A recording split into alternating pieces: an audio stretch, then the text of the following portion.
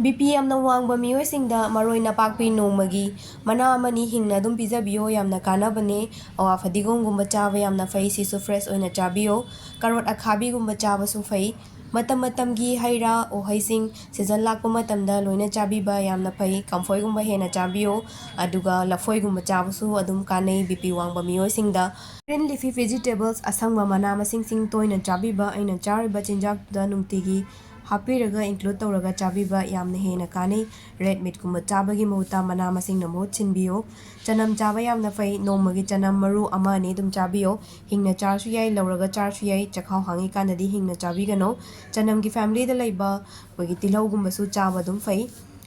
nongmangkha chaba yai BP wangba meeoisingna nongmagi mana amani dum hingna chabiba adagi thongaga ngauraga chaba yai kaisu kaide Pizariba remedies mayam sidagi apamba khallaga sila chabiyo nomada pulapti chasan bigano. Thanks for watching.